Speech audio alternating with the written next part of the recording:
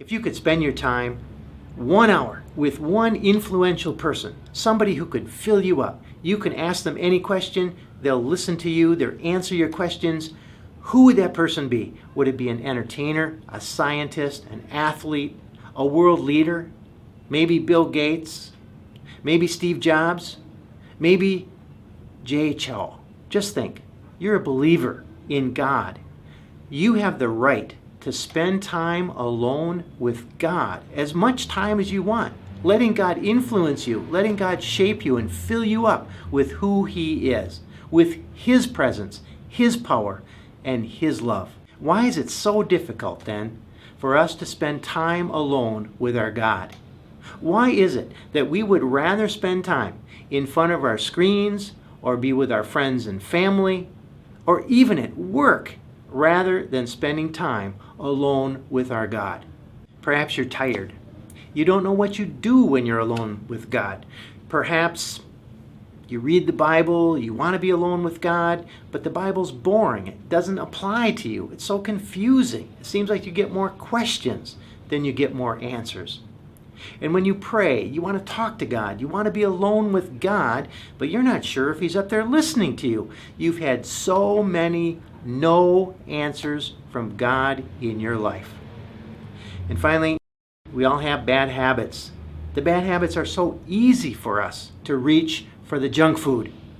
The good habits, reaching for the fruit or for the vegetables, they don't come naturally. That doesn't come easy for us. And neither does having our alone time with God. Our patterns are set, and they're so difficult to change. I want you to think about the first 2 chapters of the Bible. God creates the world, He creates Adam and Eve, and He puts them in their physical garden. God and the people naturally want to walk together, physically walk together. Now I want you to think about the final 2 chapters of the Bible. Do you remember? Heaven, our heavenly home, is pictured as a garden in a very large city. And God is there, and the people are there. They're walking physically together. But between the first 2 chapters of the Bible and the last 2 chapters of the Bible, there's a big mess. Why?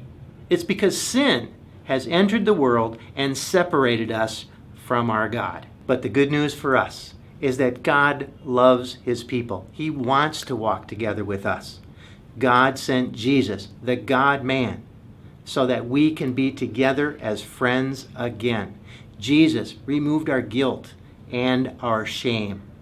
He reconciled us to God. Let me read you the words from Colossians chapter 1, verses 21 and 22. Once you were alienated from God and were enemies in your minds because of your evil behavior. But now He has reconciled you by Christ's physical body through death to present you holy in His sight, without blemish and free from accusation. Today we struggle to walk in the garden of this world because of our sinful nature. We have a sinful flesh, and God is perfect. God does not walk with us physically in this world anymore, not because of who He is, but because of who we are. This is not going to change until God changes us. God will change our physical bodies so that we can walk physically together with Him in our heavenly home. Let me read you 1 Corinthians chapter 15, verses 42 and 43. So will it be with the resurrection of the dead. The body is sown is perishable, it is raised imperishable. It is sown in dishonor, it is raised in glory. It is sown in weakness, it is raised in power. It is sown a natural body, it is raised a spiritual body.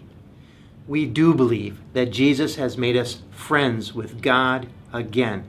We do believe that when we get to heaven, we'll have a new physical body so that we can walk physically together with our God. Remember the first 2 chapters of the Bible? We were with God in the garden, and the final 2 chapters of the Bible were with God again. But we live in the time in the middle. It is a struggle for us to be alone with God. We have a sinful flesh. As a result, our time with God is both a joy and a struggle. This course is about minimizing the struggle and trying to increase the joy that we have with being alone with our God, until the time that we can be again physically with our God, walking with Him in our heavenly home.